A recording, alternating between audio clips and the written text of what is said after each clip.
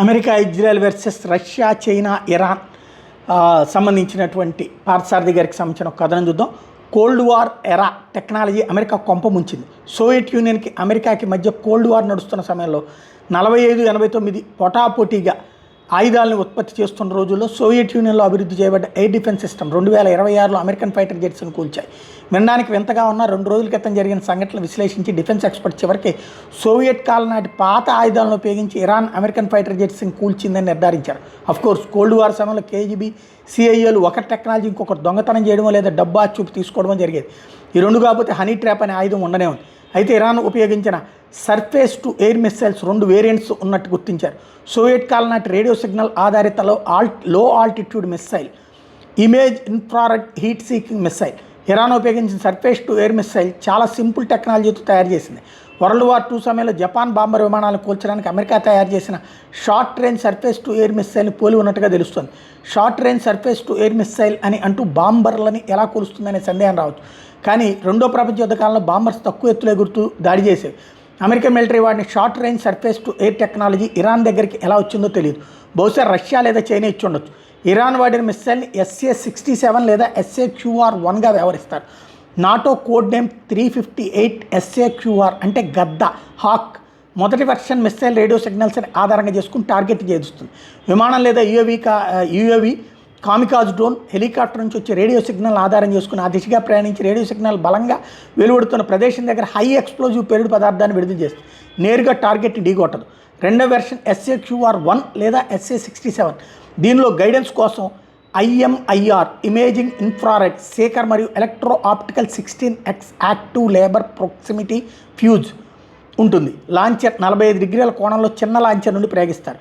ఒకసారి టార్గెట్ దగ్గరలో ఉందని తెలిస్తే టార్గెట్ వైపు ప్రయోగిస్తే 8 అంకె ఆకారంలో తిరుగుతూ IMIR సేకర్తో టార్గెట్ వెతికి ఆ దిశగా వెళ్ళి టార్గెట్ దగ్గరికి వెళ్ళి హై ఎక్స్ప్లోజివ్ ఫ్రాగ్మెంట్స్ని రిలీజ్ చేస్తుంది.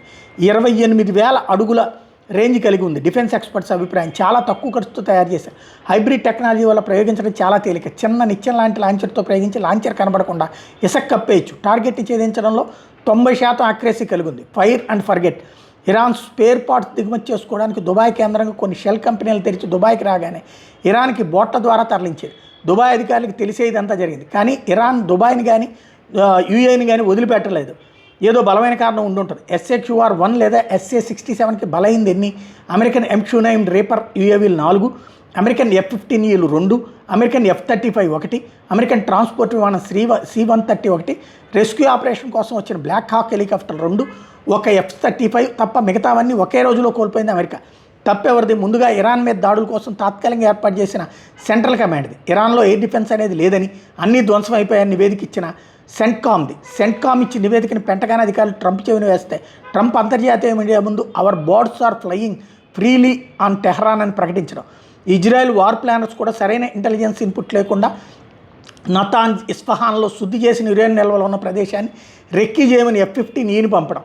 F-15 జెట్ వస్తున్న సమాచారం తన శాటిలైట్స్ ద్వారా గుర్తించిన చైనా వెంటనే IRGCకి సమాచారం ఇవ్వడంతో IRGC తన SA-67 లాంచర్తో సిద్ధంగా ఉండి F-15E తక్కువ ఎత్తులో ఎగురుతుండడంతో రెక్కీ కోసం తక్కువ ఎత్తులో వెళ్తారు. మిస్సైల్ ప్రయోగించి కూల్చడం జరిగింది.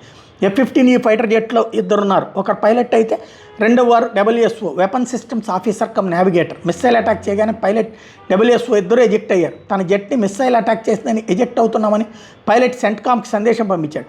పైలట్ చివరిసారిగా రేడియోలో ఏ లొకేషన్ నుండి మెసేజ్ పంపించాడో ఆ ప్రాంతానికి అక్కడ సెర్చ్ కోసం MQ-9 రేపర్ UAVని పంపించారు. అప్పటికి అదే ప్రాంతంలో మరో MQ-9 రేపర్ UAV ఇంటెలిజెన్స్ కోసం గాల్లో ఎగురుతున్నది.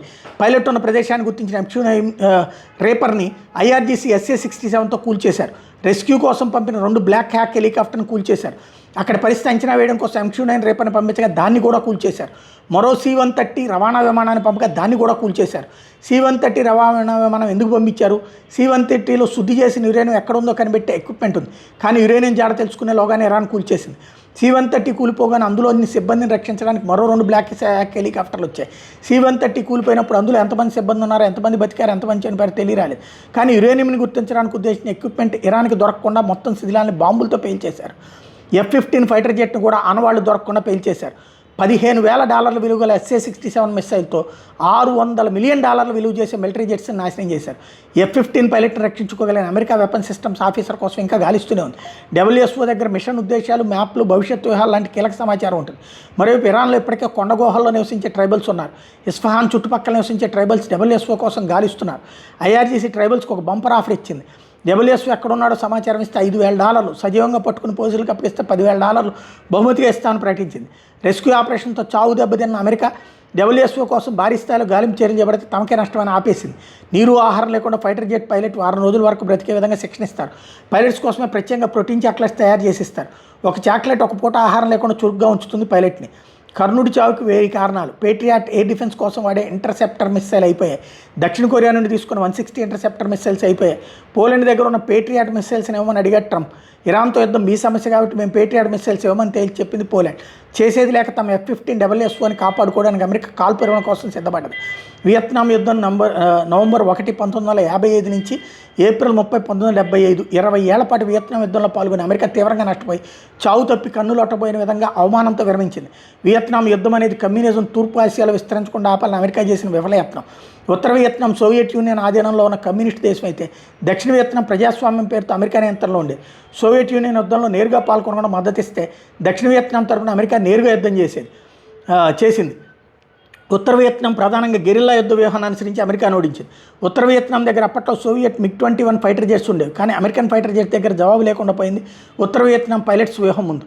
ఉత్తర వియత్నాం MiG-21 దెబ్బకి అమెరికన్ ఫైటర్ జెట్స్ సర్వీస్ నుండి తప్పుకున్నాయి. మెక్డొనాల్డ్ డగ్లస్ F-4 ఫాంటమ్స్ 670 విమానాలు నేలకు సర్వీస్ నుండి తప్పించారు. F-105 థాండర్ చెఫ్లు మొత్తం ప్రొడక్షన్లో 40% ఉత్తర వియత్నాంలో నేలకొల్లాయి, సర్వీస్ నుండి తప్పించారు. A-4 sky hack light attack fighter jets కూడా MiG-21 ఎదుర్కోలేక కూలిపోయాయి, తర్వాత సర్వీస్ నుండి తప్పించారు. ప్రస్తుతం ఇరాన్ కూడా గెరిల్లా తరహాలో దాడులు చేసి అమెరికాను తిప్పలు పెడుతోంది. ఇరాన్ SA-67కి బలైనవి F-35, F-15 fighter jets. Vietnam యుద్ధ సమయంలో ఉత్తర వియత్నాం వెనక సోవియట్ ఉంటే ఇప్పుడు ఇరాన్ వెనక రష్యా ఉంది. SA-67కి విరుగుడు ఉంటుందా? ఉండకపోవచ్చు. ఎందుకంటే SA-67లో ఎలాంటి రాడార్ ఉండదు. రేడియో సిగ్నల్స్ తీసుకుంటూ తప్పితే తిరిగి విడుదల చేయదు. ఒక రకంగా hybrid cheap and best missile. F-15లో మిస్సైల్ అప్రోచింగ్ వార్నింగ్ రాడార్ ఉంటుంది, కానీ SA-67 రాడార్ సిగ్నల్స్ విడుదల చేయదు. కాబట్టి F-15 పైలట్కి తనని ఒక మిస్సైల్ వెంబడిస్తుందన్న తెలియదు. ఇరాన్ 2017లో మొదలుపెట్టి 2019లో మొదటి SA-67ని టెస్ట్ చేసింది. పుతిన్ ఇల్యూమినాటి మీద యుద్ధం చేస్తున్నాడు. పుతిన్ క్షేమంగా ఉంటాడని చెప్పలేం. ఎన్ని కోట్ల డాలర్లు ఖర్చు పెట్టైనా సరే పుతిన్ని హత్య చేస్తారు.